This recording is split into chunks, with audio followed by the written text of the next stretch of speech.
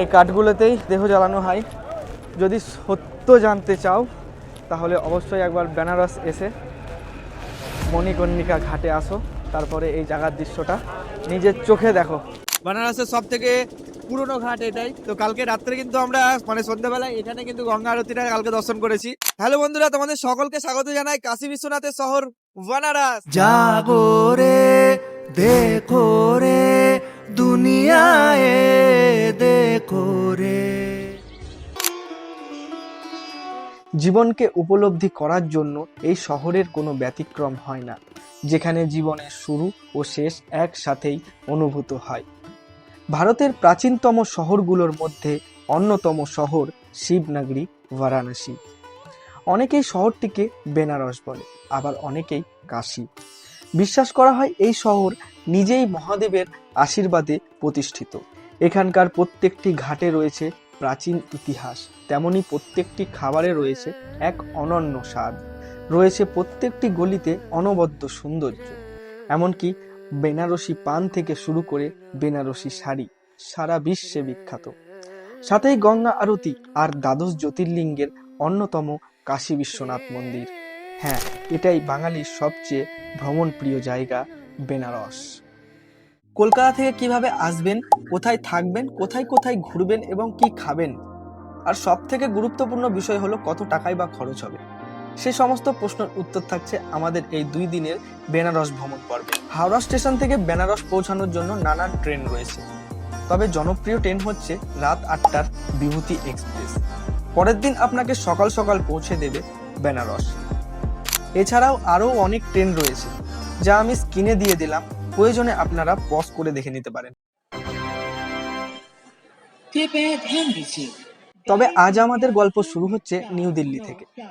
রাত 10:55 train Birla express ধরতে হবে, কিন্তু পরিস্থিতি এমন ছিল আর 5 মিনিট লেট হলে হয়তো গল্প এখানেই শেষ। তো ঘড়ির কাঁটায় এখন 10:46 আর আমরা আমাদের টাইম মতন মানে পৌঁছে গেছি। বাস 5 মিনিট আর লেট করলে আমরা ট্রেনটা পেতাম না। তো ঘড়ির কাঁটায় 10:50 আর একদম রাইট টাইমে ছেড়ে দিল দিল্লি থেকে আমাদের বেনারসগামী ট্রেন। তাড়াহুড়ো করে পৌঁছেছিলাম প্ল্যাটফর্মে, টিকিট কনফার্ম ছিল না, আর লাইনে দাঁড়িয়ে টিকিট কাটার মতো পরিস্থিতিও ছিল না। একটু রিস্ক নিয়েই আমরা উঠে পড়েছিলাম স্লিপার কোচে। আমাদের 12 ঘন্টা জার্নি হতে চলেছে। তো অলরেডি আমাদের ট্রেন দিল্লি থেকে ছেড়ে দিয়েছে, তো একদম রাইট টাইম। তো কেউ মনে হচ্ছে চেন কলিং করেছে, ট্রেন দাঁড়িয়ে গেছে। সেদিন আর কোনো সমস্যায় পড়তে হয়নি আমাদের। গেটের ধারে বসেই সারা রাত কাটিয়ে দিলাম। এখন সময় সকাল 9:30। আমরা আমাদের গন্তব্যে পৌঁছালাম একটা আলাদা অভিজ্ঞতার সাথে, যা আমার কাছে মেমোরি হয়ে থেকে যাবে। গুড মর্নিং বন্ধুরা, ওয়েলকাম টু বেনারস। তো বন্ধুরা, ফাইনালি বেনারস এসে পৌঁছে গেলাম, আর নতুন জায়গা আর নতুন কিছু অভিজ্ঞতা আজকে তোমাদের সাথে শেয়ার করতে যাচ্ছি। তো বেসিক্যালি বেনারস আর বারাণসী নাম কিন্তু একটাই। তো এখানে দেখতে পাচ্ছ বেনারস, আই লাভ বেনারস। তো জায়গাটা খুবই সুন্দর। সম্পূর্ণ বেনারস আমরা এক্সপ্লোর করতে যাচ্ছি। আর আমার সাথে ক্যামেরার পিছনে যে আছে তার সাথে একটু পরিচয় করিয়ে দিই। তো আমার ক্যামেরার পিছনে আছে অতনু। অতনু আমার আজকে ক্যামেরাম্যান হিসেবে কাজ করবে। তো বন্ধুরা, রেলওয়ে স্টেশন থেকে বেরিয়ে আমাদেরকে যেখানে যেতে হবে সেটা হবে গোধূলি চড়াই, কিন্তু আমরা সেখানে যাচ্ছি না। তো আমরা এখান থেকে ঠিক করলাম আমরা কেদার ঘাট বলে একটা জায়গা রয়েছে, তো আমরা সেখানে যাব। সেখানে গিয়ে আমরা একটা রুম নেব, তারপরে আমরা বেনারস ঘোরার উদ্দেশ্যে বেরোবো আর কি। তো চলো যাওয়া যাক, বেশি কথা না বাড়িয়ে। চলো भैया, यहाँ से किराया कितना लोगे? बस 100 रुपये, 100 रुपीज दोनों का? दोनों का सेपरेट। ठीक है, और रूम दिखा दोगे ना? एकदम रूम अरेंज हो जाइएगा तब पैसा दीजिएगा।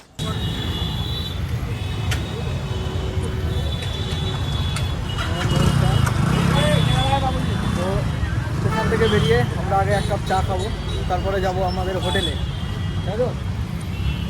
এখানকার চায়ের স্বাদটা কেমন ভাই? দিল্লির থেকে অনেক বেটার। দিল্লির থেকে অনেক বেটার, মানে চায়ের কোয়ালিটি আছে এখানে কিন্তু। तो इधर गर्मी होने के चालू हो गया।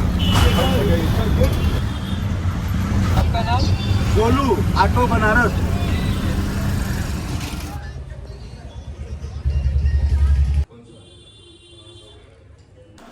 তো এই মুহূর্তে আমরা আমাদের রুম বুক করলাম। তো তোমাদের এবার রুমের বিষয়টা বলে দিই। তো এই হচ্ছে আমাদের ডাবল বেড রুম। তার মধ্যে কি কি আছে দেখো, এখানে একটা ছোট টেবিল আছে, এখানে কমপ্লিমেন্টারি জল দিয়েছে আমাদেরকে, আর একটা সোফা আছে বসার জন্য, একটা আয়না আছে, আর এই পাশে আছে বাথরুম। আর বাইরেটা একটু দেখাই তোমাদের হোটেলের। তো এই হচ্ছে প্লেস, ঠিক আছে। তো সব মিলিয়ে আমাদের হোটেল ভাড়া পড়েছে মোটামুটি 1300 টাকা মতন। মানে এটা সিজনে, যদি সিজনে আসো তাহলে একটু বেশি, আর অফ সিজনে আসলে এই রুমই 800 থেকে 900 টাকার মধ্যে পেয়ে যাবে। এন্টারটেনমেন্টের জন্য এখানে আমাদের একটা টিভি দিয়েছে, কিন্তু টিভিটা চলে কিনা তাও জানি না। এখানে রিমোট আছে, টিভিটা একটু অন করি। হ্যাঁ, টিভিও চলে গেছে। তো আমাদের মানে সময় কেটে যাবে আর কি। খুব ভালো একটা, ভালো মানে দুজন থাকার মতন খুব সুন্দর একটা রুম। তো যাই হোক, আমরা ফ্রেশ হয়ে নিই, দেন তোমাদের সাথে কথা হচ্ছে। তো গাইস, ফাইনালি রেডি হয়ে গেলাম। তো সর্বপ্রথম আমরা বেরোচ্ছি কাশী বিশ্বনাথ মন্দির মানে দর্শন করার উদ্দেশ্যে। তো বানারসের সব থেকে জনপ্রিয় জায়গা হলো কাশী বিশ্বনাথ, তো সেটাকেই উদ্দেশ্য করে আমাদের আসা। তো চলো, মানে 12 জ্যোতির্লিঙ্গের মধ্যে একটা জ্যোতির্লিঙ্গ আমি আমার লাইফে প্রথমবার দর্শন করতে যাচ্ছি। তো চলো, হর হর মহাদেব। তো বাবার নাম করে আমরা বেরিয়ে পড়লাম। আমরা হোটেল থেকে রেডি হয়ে বেরিয়ে পড়লাম কাশী বিশ্বনাথ মন্দির যাওয়ার উদ্দেশ্যে। তার আগে আমরা ঠিক করলাম আগে মা গঙ্গার দর্শন করা যাক, তাই আমরা গঙ্গার ধারের দিকে এগোতে লাগলাম। তো বানারসে প্রথমবার এসে সাক্ষী হতে যাচ্ছে আর কি। তো এই হচ্ছে ভিউ। তো আমরা এখন দাঁড়িয়ে রয়েছি হনুমান ঘাটে। তো এরকম বানারসে মানে 84টা ঘাট রয়েছে। তো সম্পূর্ণ ঘাট মানে দর্শন করা সম্ভব হবে না এই 2 দিনে। তো আমাদের 2 দিনের প্ল্যানিং আছে বানারস ঘোরার। তো দেখা যাক কত দূর আমরা কভার করতে পারি। তো এখন আমরা কাশী বিশ্বনাথ মন্দির যাওয়ার উদ্দেশ্যে বেরিয়েছিলাম আর কি। তো কাশী বিশ্বনাথ মন্দির এখান থেকে 2-3 কিলোমিটার দূর, কিন্তু 1 কিলোমিটার আগেই মানে নামিয়ে দিবে, সেখান থেকে পায়ে হেঁটে যেতে হবে। ওখানে এই টাইমে একটু মানে ভিড় হয় আর কি।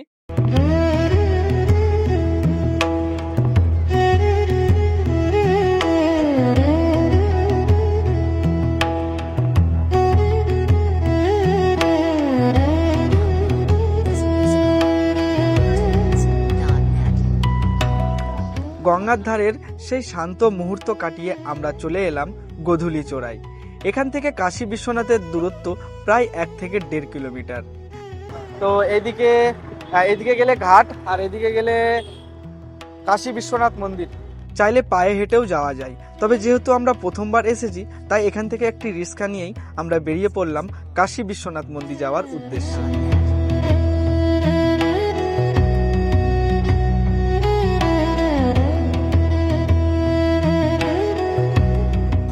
আমরা অবশেষে চলে আসলাম কাশী বিশ্বনাথ মন্দিরের একদম কাছে।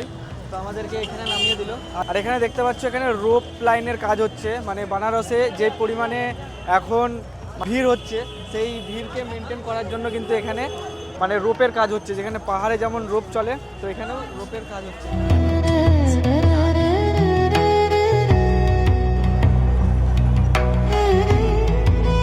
তো বন্ধুরা, এখন আমরা দাঁড়িয়ে রয়েছি একটা বিশাল মার্কেটে। তো বানারস কিন্তু মানে শিল্পর দিক থেকে অনেক এগিয়ে। তো আমরা সবাই জানি বানারসে বানারসি শাড়ির জন্য কিন্তু বানারস অনেক বিখ্যাত। তো আমরা সেই মার্কেটে দাঁড়িয়ে রয়েছি। তো এই সামনেটা পুরোটা মানে শাড়ির মার্কেট। সারা বিশ্বে কিন্তু এই বানারস থেকে বানারসি শাড়ি যায় আর কি। তো দেখতে পাচ্ছ এই হচ্ছে সেই মার্কেট। কাশী বিশ্বনাথ মন্দিরের বাইরে আমরা রয়েছি। তো ঘুরে ঘুরে আমরা অবশেষে সেই গলি পেলাম। এই গলি ধরে যেতে হবে আমাদেরকে। কাশী বিশ্বনাথ মন্দিরে কিন্তু অনেকগুলো গেট রয়েছে, আর কত নম্বর গেট সেটা আগে জেনে রাখা খুবই দরকার, নইলে অকারণে ঘুরতে হতে পারে। তো গলি গলি ঘুরছি আমরা, মানে অনেকটা বৃন্দাবনের মতন ফিল পাচ্ছি এখানেও।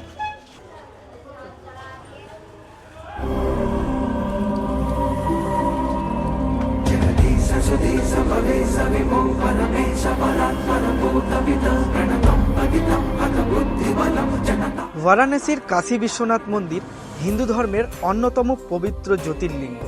বিশ্বাস করা হয় এখানে বাবা মহাদেব নিজেই অধিষ্ঠান করেন। মন্দিরে ঢোকার আগে মোবাইল, ব্যাগ, ক্যামেরা জমা রাখতে হয়। নিরাপত্তার ব্যবস্থা খুব কড়া, তাই আগে থেকেই হাতে সময় নিয়ে আসাই ভালো। সকাল থেকে রাত পর্যন্ত দর্শনের ব্যবস্থা থাকে, তবে ভিড় এড়াতে চাইলে সকাল সকাল আসাই ভালো। ফোন, ক্যামেরা কোনো কিছুই নিয়ে যেতে পারবো না। তো সেগুলো এখানে আশেপাশে যে দোকানগুলো আছে, তো এই দোকানে তোমাদেরকে জমা করতে হবে, তারপরে এখানেই মানে এটা দিয়ে এন্ট্রি বাবাকে দর্শন করতে গেলে। বাইরে তেমন ভিড় না থাকলেও মন্দিরের ভেতরে বেশ ভালোই ভিড় ছিল, লাইনে দাঁড়িয়ে ধীরে ধীরে এগোতে হচ্ছিল, তাই দর্শন করতে আমাদের বেশ কিছুটা সময় লেগে গিয়েছিল। তো আমরা এখান থেকে একটু তোমাদেরকে দেখাতে পারবো। এই হচ্ছে কাশী বিশ্বনাথ মন্দির ভেতরে। তো ব্যাপারটা হচ্ছে এইমাত্র মন্দির দর্শন করে বেরোলাম, তো ওখানে দর্শন মানে দর্শন, এক ঝলক দর্শন বাবাকে। প্রথমবার তো আমি মানে বুঝতেই পারিনি, একবারে গেলাম তারপরে আবার এসে আবার দর্শন করতে হয়েছে। আর ভেতরে ঘোরার মতন অনেক অনেক মন্দির আছে, সেগুলো মানে দর্শন করে নিও। তো যাই হোক, এবার আমাদেরকে যেতে হবে বাইরের দিকে আর কিছু খেতে হবে, তারপরে দেন তোমাদের সাথে কথা হচ্ছে। মন্দির দর্শন করে আমরা 2 নম্বর গলি দিয়ে বেরিয়ে আসলাম। যেহেতু প্রথমবার আমরা এসেছি, ফার্স্ট টাইম আমাদের এক্সপিরিয়েন্স, তার জন্য আমরা একটু গোলপাক খেয়ে ফেলছি, মানে এই অলিগলিতে একটু মানে বুঝতে অসুবিধা হচ্ছে, গলিগুলো এতই ছোট ছোট। আর একটা জিনিস খুব ভালো লাগছে, বেনারসি কিন্তু বেনারসি শাড়ি কিন্তু ফেমাস, তো অলিতে গলিতে একটা ছেড়ে 10-10টা করে বেনারসি শাড়ি।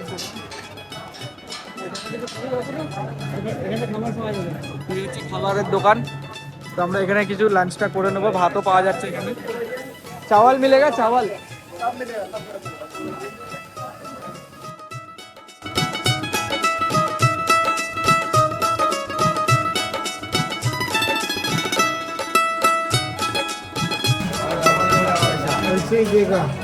এই হচ্ছে আমাদের 100 টাকার থালি।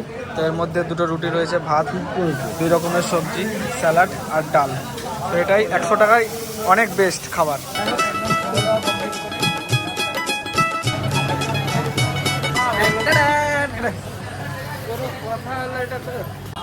তো বন্ধুরা, বানারসে যখন এসেছি, তো বানারসের কিছু তো কোনটা খাবি? এটা कितने का है भाई ये भैया? ये कितने का है? 40 তো অতনু ট্রাই করছে বানারসের ফেমাস রাবড়ি চমচম। রিভিউটা দিয়ে দাও, তাড়াতাড়ি খা, তাড়াতাড়ি খা। কেমন লাগলো? এদিকে ঘুরে বল।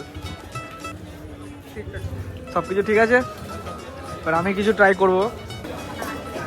তো আমি ট্রাই করব বেনারসের ফেমাস রসমালাই।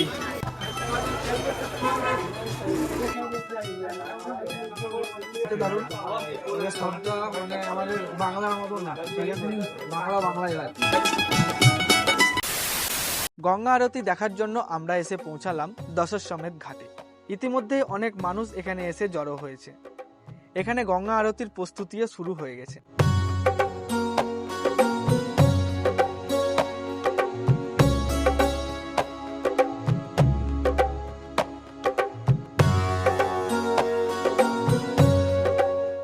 এখন সময় 5:30। তো দেখতেই পাচ্ছ এখানে কিন্তু মানুষজন সবাই নিজের নিজের জায়গা, নিজের নিজের পজিশন নিয়ে নিয়েছে। আর কিছুক্ষণের মধ্যে এই জায়গাটা সম্পূর্ণ মানে মানুষে ভর্তি হয়ে যাবে। তো শুরু হতে চলেছে বিশেষ গঙ্গা আরতি। তো আমরা এখন দর্শন করব। তো দেখতে পাচ্ছ, তো এখানেই রয়েছে অনেকগুলো বোট, যারা বোর্ডে করে গঙ্গা আরতি মানে দর্শন করবে। তো তারা এখান থেকে টিকিট কেটে দেন এই বোটগুলোতে করে সম্পূর্ণ ঘাটগুলো দর্শন করতে পারো। সম্পূর্ণ ঘাট এখান থেকে দর্শন। এখানে প্রায় আজকে প্রায় দেখতে পাচ্ছি এখানে অনেক অনেক নৌকো বোট এখানে চলছে। তো তোমরা চাইলে এই নৌকো বোটে করে সম্পূর্ণ ঘাটগুলো একে একে দর্শন করতে পারো। एक ही नाम, জয় শ্রীরাম, জয় শ্রীরাম, एक ही नारा, एक ही नाम। काशी के प्राचीन दशाश्वमेध घाट पे उपस्थित सभी भक्त श्रद्धालु और अतिथियों को गंगोत्री सेवा समिति हार्दिक स्वागत, अभिनंदन एवं वंदन करते हैं। এই ঘাটের নামের মধ্যেই লুকিয়ে আছে তার ইতিহাস। 10 মানে 10টি, আর অশ্বমেধ মানে হলো অশ্বমেধ যজ্ঞ। পুরাণ মতে ভগবান ব্রহ্মা এখানে 10 বার অশ্বমেধ যজ্ঞ করেছিলেন, সে থেকেই নাম হয়েছে দশাশ্বমেধ ঘাট।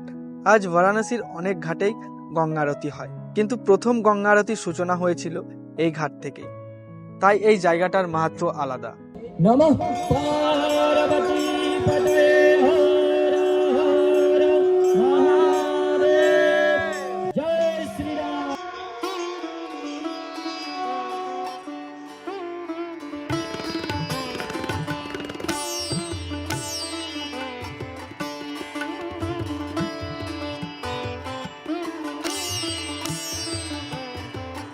सिरा रथ गजेंद्र तुरंगी मूर्ता लक्ष्मी सदैव संकुल प्रगभाति शंभु।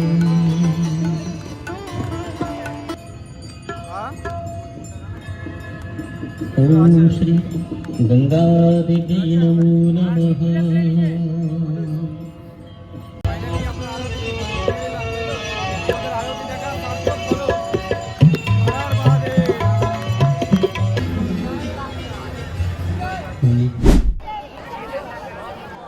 তো এখন সময় 8:30 আর আমরা গঙ্গা আরতি দর্শন করে এখন দেখতে পাচ্ছ গঙ্গার ধারের মানে অনুভূতিটা ফিল করছি আর কি।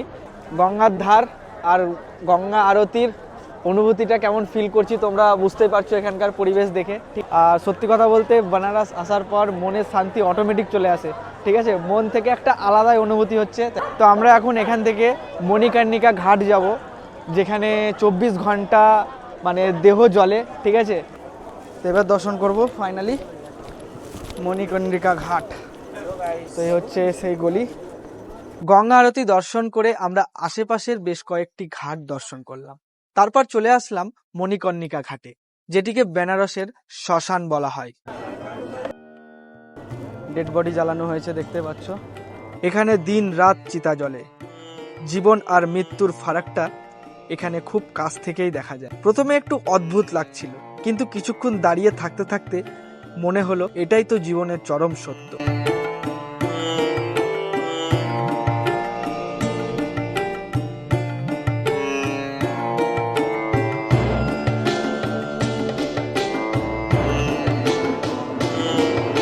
মণিকর্ণিকা ঘাট সেই বিখ্যাত শ্মশান বেনারসের, তো সেটা সাক্ষাৎ দর্শন করছি আমরা এখন মণিকর্ণিকা ঘাটের সেই শ্মশান। তো দেখতে পাচ্ছ এখানে কতগুলো একসাথে বডি জ্বালানো হয়েছে, আর এখানে রয়েছে সেই বডি জ্বালানোর সব কাঠ। এখানে কিন্তু কাঠেই মানে বডি জ্বালানো হচ্ছে আর কি। তো ভাবতেই অবাক লাগছে যে একদিন এইভাবে ছাই হয়ে যেতে হবে প্রত্যেকটা মানুষকে। মণিকর্ণিকা ঘাটে দাঁড়িয়ে বুঝলাম আমরা যত অহংকার করি, যত দ্বন্দ্ব করি, শেষ পর্যন্ত সবার গন্তব্য একটাই। এখানে এসে মনে হয় জীবনের সব রাগ, অভিমান, অহংকার সব কিছু কত ছোট। এই জায়গাটা মানুষকে ভেতর থেকে বদলে দিতে পারে। গঙ্গার ধারে মণিকর্ণিকা ঘাটে চিতায় জ্বলতে থাকা আগুনগুলোও আমাদের জীবনকে শিক্ষা দিচ্ছে। তো এই হচ্ছে একটা পবিত্র জায়গা। হিন্দু পুরাণ অনুযায়ী একবার পার্বতী শিব এই জায়গায় স্নান করেছিল। তো তারপর মাতা পার্বতীর কানের দুল আর বাবা ভোলেনাথের কপালের মণি এই জলে হারিয়ে গিয়েছিল। তারপর বাবা ভোলেনাথ ক্রোধিত হয়ে এই জায়গাটাকে শ্রাপ দিয়েছিল যে এইখানে আমি যেইভাবে মানে রাগে জ্বলছি, সেইভাবেই একদিন এখানে 24 ঘন্টা সব সময় দেহ জ্বলবে। তো এখানে রয়েছে দেখতে পাচ্ছ কত কাঠ এখানে রয়েছে, এই কাঠগুলোতেই মানে দেহ জ্বালানো হয়। তো এখানে মন্দির রয়েছে ভেতরে, আর আশেপাশে দেখতে পেলে কত ডেড বডি এখানে জ্বলছে। তো একটা কথাই বলবো, যদি সত্য জানতে চাও তাহলে অবশ্যই একবার বেনারস এসে মণিকর্ণিকা ঘাটে আসো, তারপরে এই জায়গার দৃশ্যটা নিজের চোখে দেখো। তো এখানে শুধুই রাম নাম সত্য হ্যায়, তাছাড়া কিছুই নাই। তো আমরা দর্শন করলাম এই জায়গাটা, এই ঘাটটা দর্শন করলাম। হাজার হাজার এখানে দেহ প্রত্যেক দিন পুড়ছে চিতার আগুনে। এখানে না কেউ ছোট না কেউ বড়, সবাই কিন্তু সমান স্তরে সমান জায়গায় এসে একইভাবে একই প্রসেসে সবাই জ্বলছে। একদিন আমার এই দেহটাও এইভাবেই ছাই হয়ে যাবে। তো সত্যি এই জায়গাটার একটা অনুভূতি আলাদা লেভেলেরই, সবাইকে এটা উপভোগ করা উচিত, সবার জানা উচিত এই বিষয়ে। তো যাই হোক, মন খারাপ করার কিছু নাই, এই জায়গাটাই এরকম একটা পবিত্র জায়গা, এখানে ভয়ের কিছু নেই। অবশ্যই এখানে এসে সবাই একবার দর্শন করে নিও। তো আমরা এখন এখান থেকে বেরিয়ে যাচ্ছি, তারপরে হাতে যদি সময় থাকে তাহলে আর কিছু ঘাট আমরা দর্শন করার চেষ্টা করব। তো চলো বাইরে বেরোনো যাক। হর হর মহাদেব। তো বন্ধুরা, ফাইনালি আমরা আজকের মতো ভিডিও এখানেই শেষ করছি। তো আবার দেখা হচ্ছে কালকে সকালে। তো এখন সময় প্রায় 11টা বেজে গেছে, আর আমাদের হোটেলের ক্লোজ টাইম 11টা, আর আমরা 11টা বাজার 5 মিনিট আগেই ঢুকে পড়েছি। তো যাই হোক, দেখা হচ্ছে কালকে সকালবেলায়। বাই। তো বন্ধুরা, বেনারস ভ্রমণের প্রথম পর্ব আজ এখানেই শেষ করলাম। পরবর্তী পর্বে আমরা সকালবেলা বোট রাইডিং থেকে শুরু করে বেনারসের আরো কিছু দর্শনীয় স্থান দর্শন করতে যাচ্ছি। না না না না না না